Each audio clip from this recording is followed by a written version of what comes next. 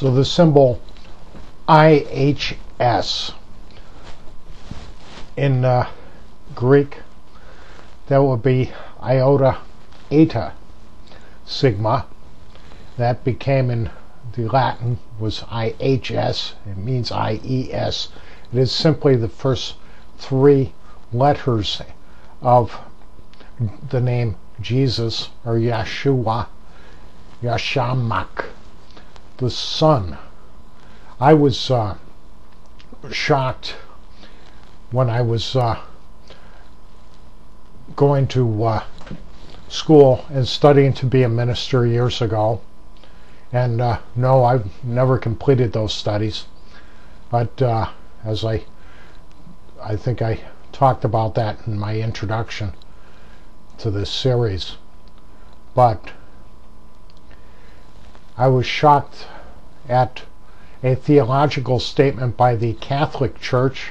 Of course, I was a Baptist at the time, but they were talking about the Mass and the actual theology of the Catholic Church. They teach that the wafer that they hold up and crack in half, and that IHS that you see on the wafer, of course, is just saying that this symbol is a symbol for the Son.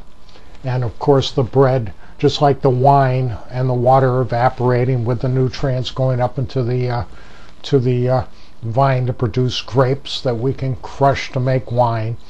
Also, that the nutrients from the rain, from the sperm of God, go into the earth and they raise up wheat. And of course, those grains of wheat and oats and everything else that we can grind up into flour and make bread. That is called the body. So we have the body of Christ, we have the blood of Christ, which is the grapes. And this is something that was used in many, many religions for thousands upon thousands of years. This is not something that Jesus invented, and it is not something that the Apostle Paul invented. This communion service, the remembrance of what the Lord did for us,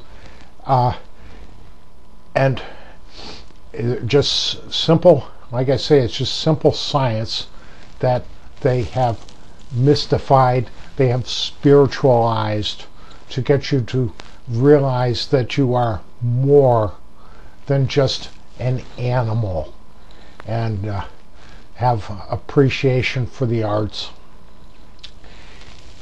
and appreciation for one another, and so that we will learn to respect one another and love one another and realize that we are more than just brute beasts, more than just zombies, and we are here more for other things other than just having sex and eating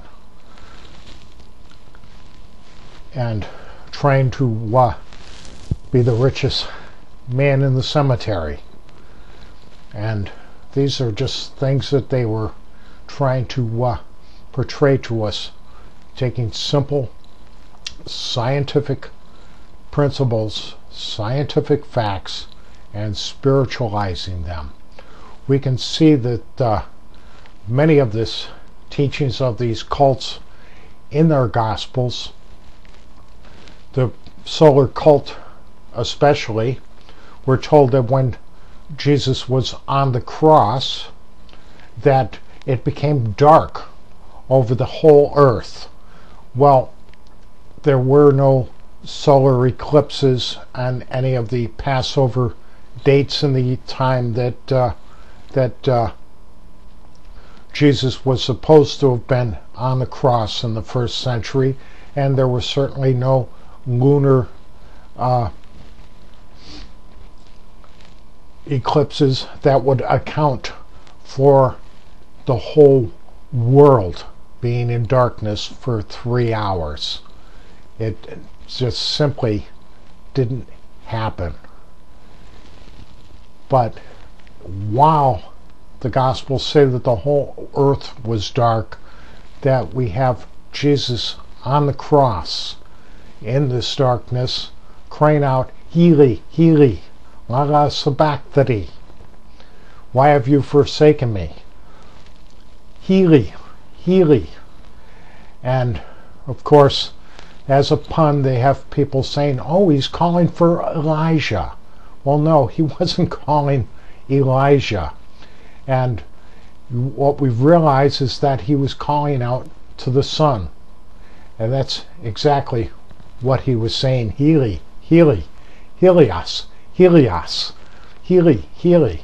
Why have you forsaken me? It's the Son. Why have you left me in darkness? It is symbolic of deeper spiritual truths, but it is Jesus calling out to the Son that Constantine worshipped, you see, and many others worshipped. He was calling out to the Son. Helios, the name for the Son in Latin and Greek. And not only that, but you have the witnesses of the crucifixion crying out, his blood be upon us and our children.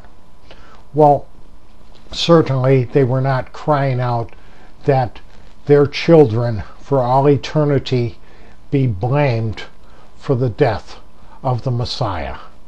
No, they're speaking about the Son being upon us, the blood of the Son, the radiation from the Son.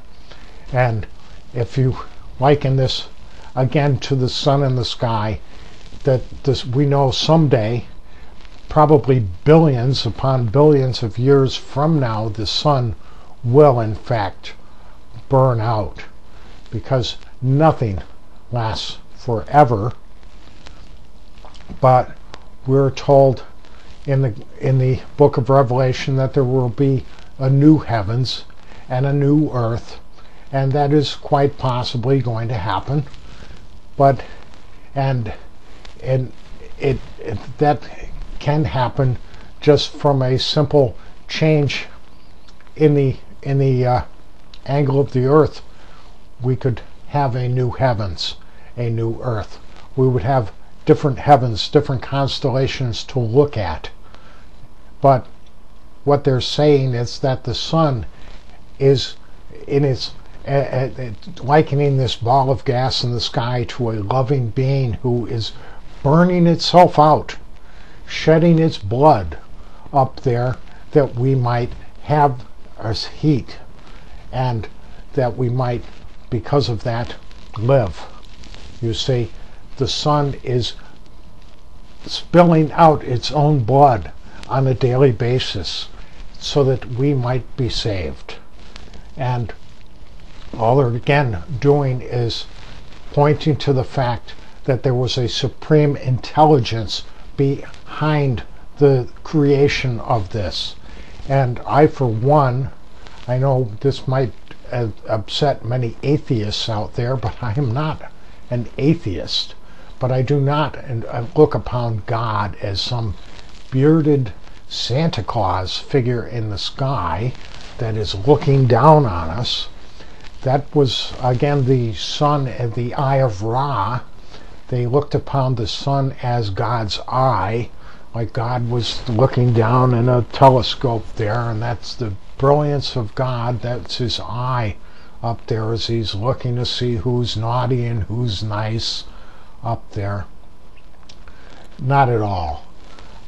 But I do realize that there is some kind of a force that ties us all together, and that whatever it does, some of its movements, some of its dealings affect all of us, some in a good way and some in a bad way, but this force does exist, and I do believe that. So from that standpoint, no, I am not an atheist. I do not believe, however, in any particular God by any particular name. Thanks for listening.